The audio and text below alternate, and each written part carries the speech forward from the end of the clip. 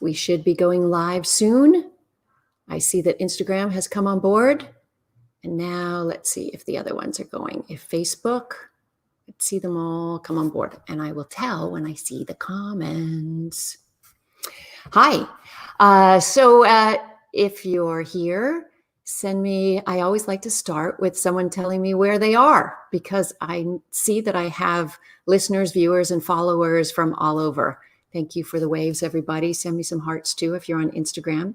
If you're on Facebook, or if you're on YouTube, or if you're on Twitter, then say hello. Hi, Linda from Pasadena. Good to see you again. Who else we got? Miami. Hello, Miami. I hear you guys have a spike too. I heard like 20% of the people in Florida are positive, but we got our own problems here in California. Trust me. Tell me where you are watching from. I'm really curious to know what part of the world and what kind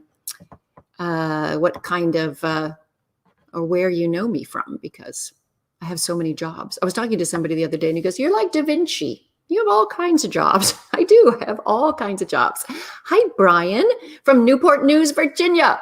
Brian and I have been Facebook friends for like forever. We've never met in the real world, but it's kind of cool.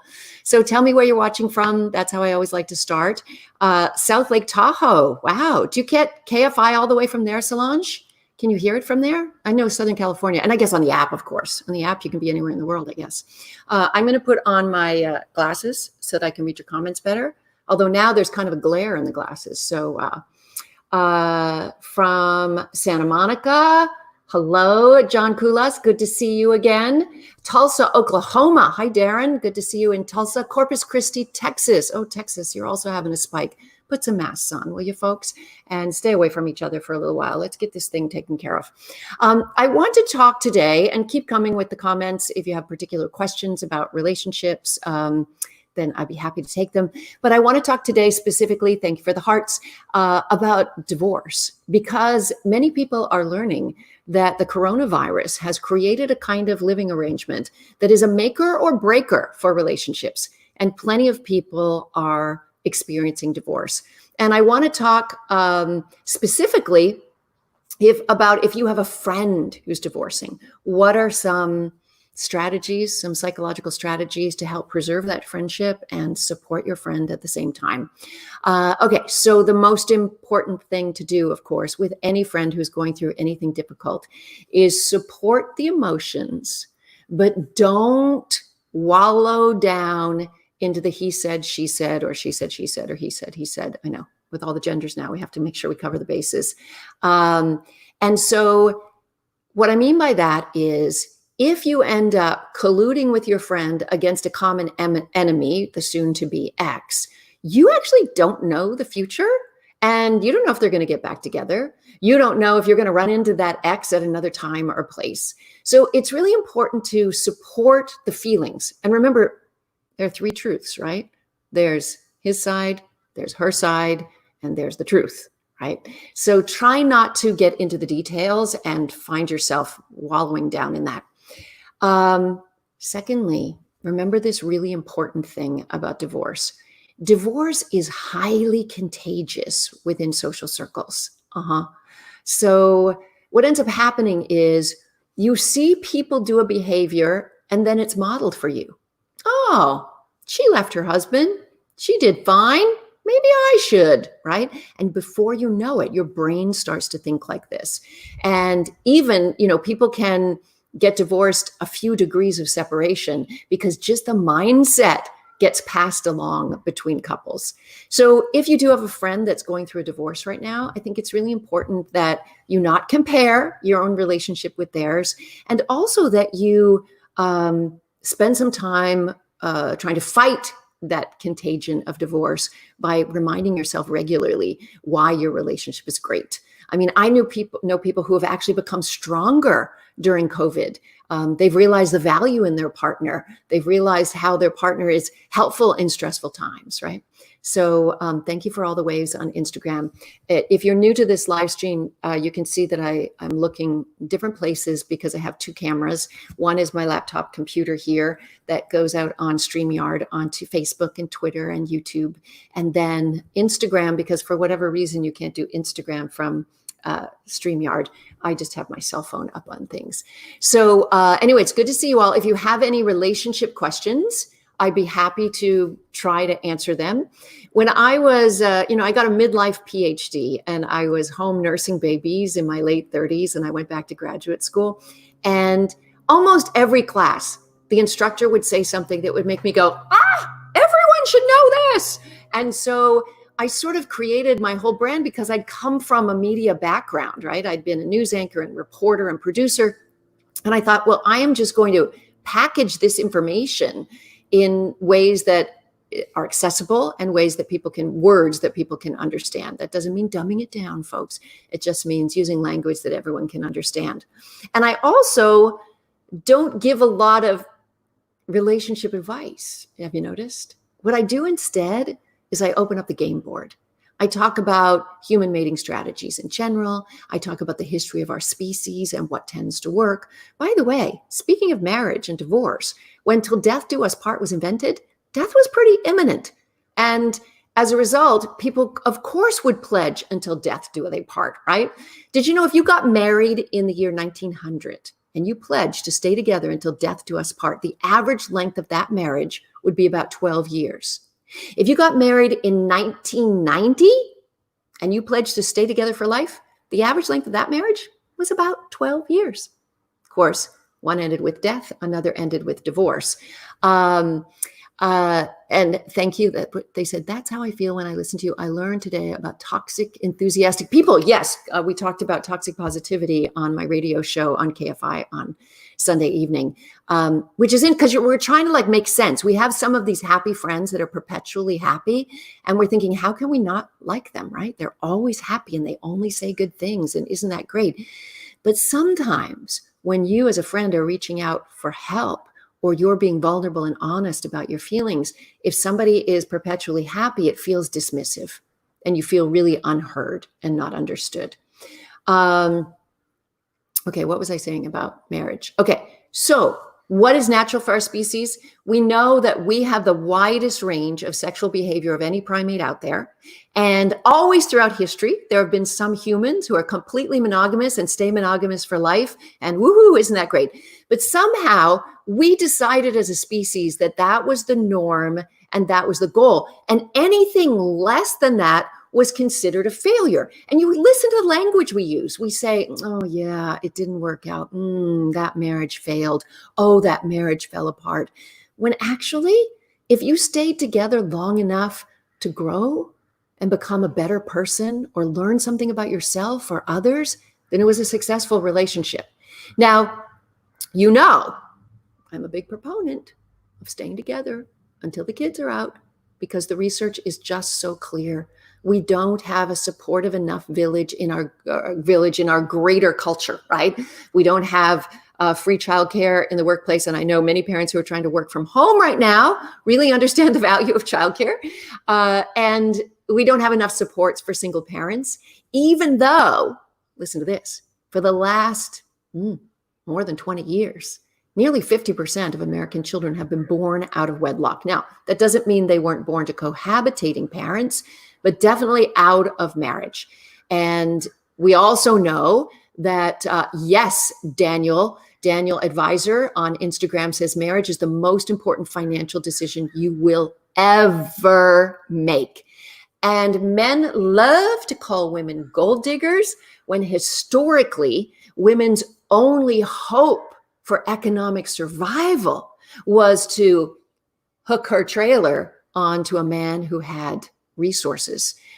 Even going back into the history of our species, the guy that could bring back the big protein also helped us and our children survive. So there's no such, if you're not a gold digger, ladies, there's something wrong with you. Seriously, you're not wired right.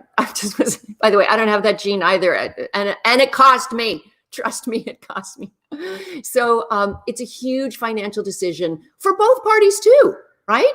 Because men are often having to pay the bulk of the alimony and child support. Now, times have changed and courts are looking at marital dyads differently, and they're looking at gender roles differently, and they're looking where the income is flowing. And I certainly know women who have had to pay alimony to men. So, can't necessarily put a gender on it, but it's still a big, big, big financial decision, and a crucial one. Also a decision for your health. Did you know that health habits, first of all, they're highly contagious within social circles, but within couples, even more so. If any of you have ever tried to lose weight, take up a new exercise program and go on a diet without the support of your spouse, you know how hard that is. You know how hard that is, right? Because you don't have somebody there saying, let's do this. Let's go for a walk after dinner. No, let's not have ice cream late at night. Come on, honey, we got this together. So we do know that health habits are highly contagious. It's also very common when people first get together to gain a little weight, both of them, because, they're sitting around cocooning and they're eating, going on a lot of fancy dinners. And now they feel like, I have a mate. I don't have to look as good. Well, newsflash, everybody. If you want to keep that mate, you have to practice some mate guarding. And the best way to mate guard, of course, is to keep yourself looking good during your relationship. Guys, seriously, get out of the gym shorts. I'm just saying, seriously. And ladies, out of the sweats. It's been too long. Okay, in March, we thought it was for 2 weeks. So it was fun. Just live in sweats forever. There was no difference really between your pajamas and your day clothes. I don't know if you've noticed. No, you don't notice because you're only seeing me from the waist up. But I went the sweatpant route for a very long time. And lately I've been getting up. I set my alarm for 6:30 every morning and do an exercise class at 7:30 after my 2 cups of coffee and watching a little TV news to catch up. And then I put on proper clothes. When I say proper, not fancy, but at least jeans and at least some kind of comfortable khaki pants or something that's not sweats. Not because I want to impress any mate, but because it is good for our own mental health. When we look in the mirror, listen, I just stopped by Gelson's a while ago. I had to pick up Ovaltine for my teenager. She likes to mix it in her coffee. And apparently there's some vitamins in Ovaltine. So who am I to complain? And my farmer's box that gets delivered doesn't have products like that. It's got real food in it. Fruit, vegetables, meat, dairy, etc. So I stopped at Gelson's, and because I'd recorded most of my Local Now videos, here, let me do a little branding here. See, I can do this on StreamYard. There's their logo. If you have not downloaded the Local Now app, you should do it because I do 5 videos a week for them. Daniel got a haircut. It does do wonders. I'll tell you, see, I got a haircut too, and a color. My hairdresser came and did my hair, both of us in masks, outside in the driveway because we're both so paranoid. I mean, I'm telling you, it's survival of the smartest, folks. Darwin rules at this point. So you're either young and fit and going to be survival of the fittest, or if you are of a certain age, then you're just going to be smart about what you do. Anyway, stop by Gelson's to get the Ovaltine. You thought I forgot. And I had a bright pink mask on, but they could tell that I had my eyes on. And I got service everywhere. People were popping out and barely any of my face showed. People were like, can I help you? Did you find everything you're looking for? So I'm telling you, the world changes when you just take care of yourself. And I'm not suggesting that everybody look TV ready every time they get up, but at least a shower once a day. I don't know if you can hear the children outside my window. I love it. I'm one of those rare people. My other house was near a school, and I could hear the school bells, the school buses. I marked my day by the screaming of the children. I knew when it was recess, etc. And now I have a whole bunch of kids living next door, and they're all home. And I love the sound of children playing.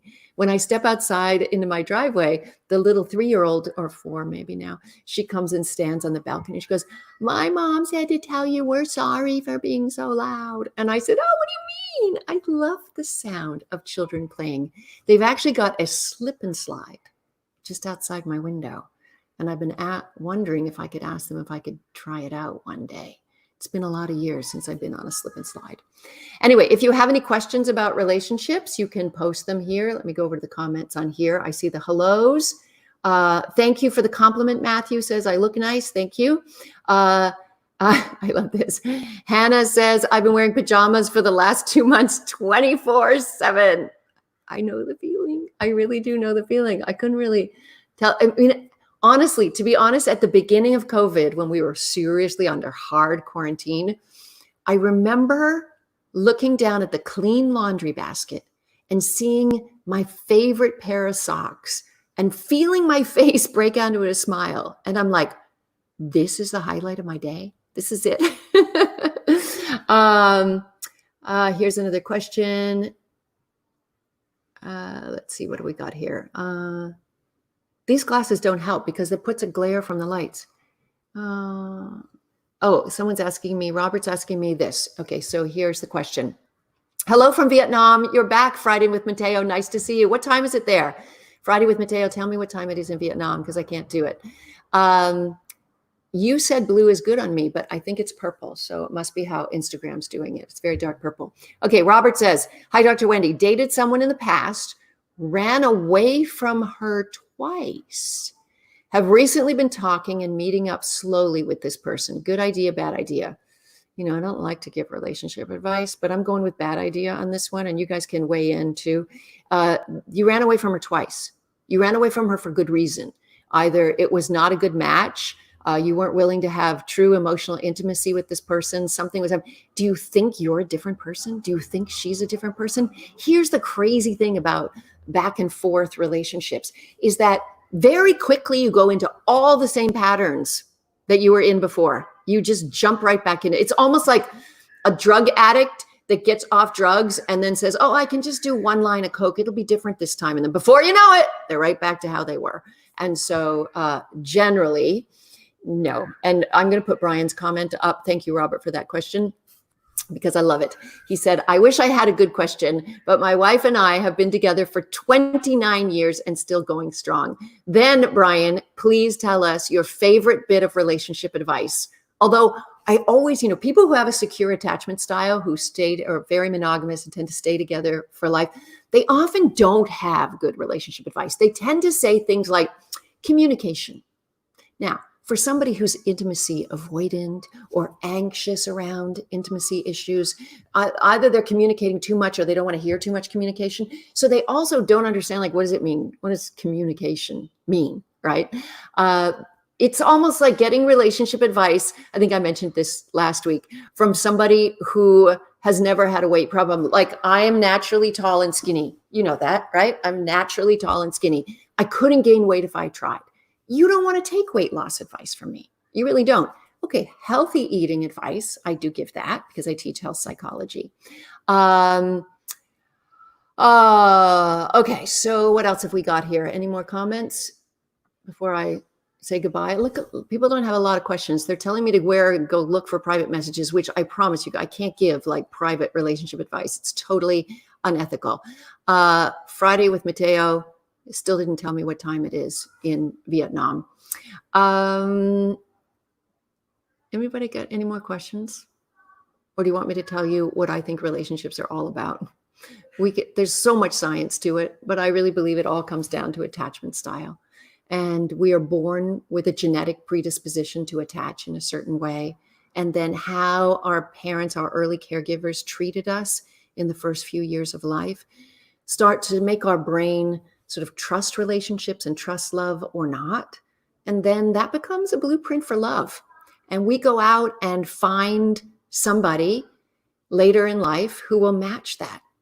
And even if our early life experiences were filled with pain or longing or criticism, then we will find someone who will make us feel that way because we think that's normal, that's familiar, that's love.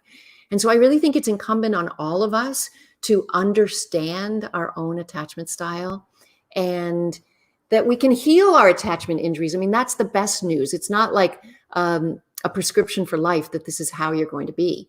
What was I going to say about attachment style and how? If you want to take an actual attachment style test, if you just Google the words, it's 8:18 in Vietnam in the morning, right? Tomorrow morning. I think that's where you are. Thank you for watching all the way from Vietnam. It's kind of cool. There's another girl who comes on sometimes from Hong Kong. I met her on a trip to Iceland once. Anyway, you can Google the words. There's a famous researcher of attachment named Chris Fraley, Fraley. If you Google the words Chris Fraley attachment test, up will come a really good attachment test that will tell you a lot about yourself. And I think we all need to learn what our attachment style is. so that we know, what tools we're working with when we head out into the relationship space, into the world. Someone asked me, this is actually a good question because it comes up a lot. 666 Matthew asks me, do you think porn can spice up or ruin a marriage? Well, depends. Can alcohol make you have a better sex life or a worse sex life? Depends. How much? What kind? If you're using in replacement of. Now, there is not a actual diagnosis in the DSM, the Diagnostic Book of Mental Disorders. It is considered a compulsion. It's not really an addiction if you're addicted to porn. However, we are seeing that people who use too much porn are suffering from something called DE, delayed ejaculation, because they're unable to climax with a partner because they're used to fresh new visions all the time. And, part of healthy long-term monogamy is being able to actually fantasize, right? And imagine stuff. So it can help, though, in some cases when partners use it together and they choose they want to. So it's not like one or the other. It depends what you're viewing. If you're viewing stuff that's really violent against women or involves, God forbid, minors or whatever, then that's very, very dangerous. If you're also using it to treat your own anxiety or depression instead of using it to connect with your partner, then it's going to be a problem. So it's all about how, right? How you use it and how often. Okay. Any more questions? I don't see any more questions. Oh, I'm sorry to hear that your mom died Friday with Mateo. It's hard. Even during COVID, I've been to a funeral on a conference call. And I have a friend who's lost 2 family members, not necessarily to COVID, but, to not be able to get together and grieve is very, very difficult for people.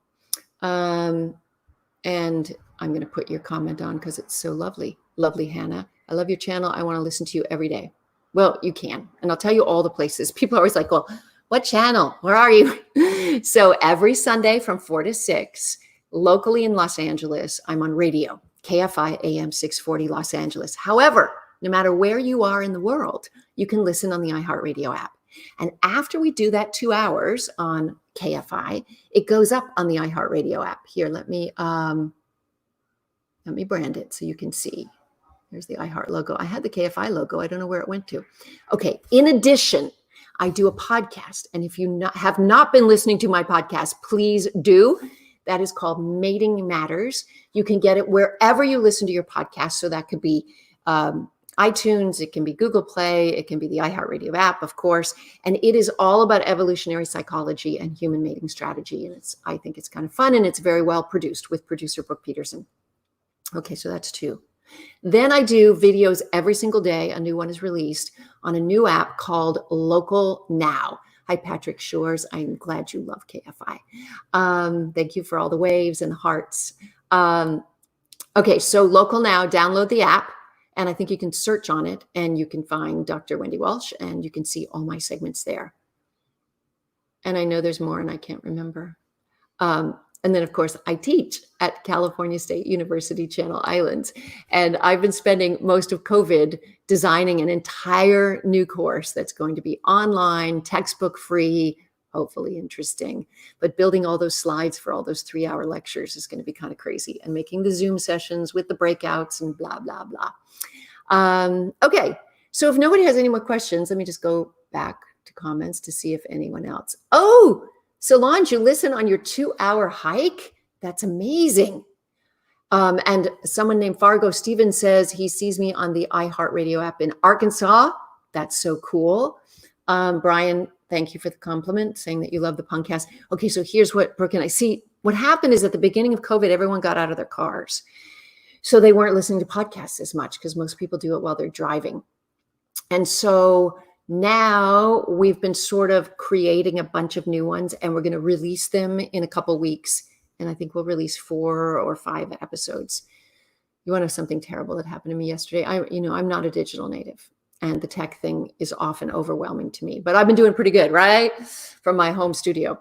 But yesterday I set up the soundboard that Tony Sorrento from My Heart set up for me, and I recorded a 20-minute podcast, and then I tried to save it and something happened and it disappeared.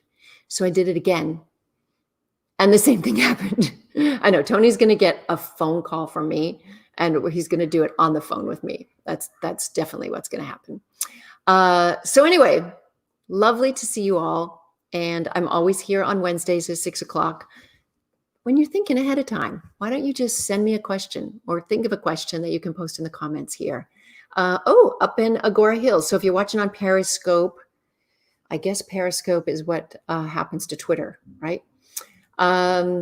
Anyway, thank you. Hands on Global Health says that she's really, or he, I can't see, she had really appreciated my voice in this wilderness. Look, these are not easy times, but we're all going to get through this. We're going to be better people because of it. I really believe the adage that which doesn't kill you makes you stronger. So just don't die, okay? Wear your mask, wash your hands, stay away from people. It's really important that we protect each other. I actually have 2 friends with COVID right now, and I lost a colleague of mine this week to COVID, a camera operator who was right here in this living room here just before quarantine. We were shooting a story about the Duchess, Meghan and Harry for Inside Edition. And then I see Jim Moret, the host of Inside Edition, posts that Sal passed away at the age of 50. So this is real, folks. And if you're lucky enough not to have friends who are sick, then good luck. I mean, that's amazing. But don't underestimate this. Pay attention to Dr. Fauci. Pay attention to the New York Times. It seems to be the only right down the middle, actually scientific fact news organization. I'm sorry to hear that your 25-year-old has a fever. She should get tested. Thank goodness she's young and she'll get through. Although now we're hearing about bad tragedies with young people too. Someone asked me if nicotine is a protective factor against viruses. I hope you're joking. No, it's one of the worst things. And it's a big complication in COVID if you're a smoker or vapor. So please at least work on stopping that during this time. And everyone stay home. I'm home. I have not seen anybody all week. It's kind of lonely. I got my grown kids in the house. I have to clean up after them and feed them. I don't have to clean up after them. It keeps me busy and they're fine on their own. They really are. Anyway, thank you all for your kind words. Let's get through this together. I will always be here Wednesdays at 6. Please send me your questions. And thanks for being here. It's a great pleasure. Bye. Bye. Now let's see how I do this. End broadcast, and then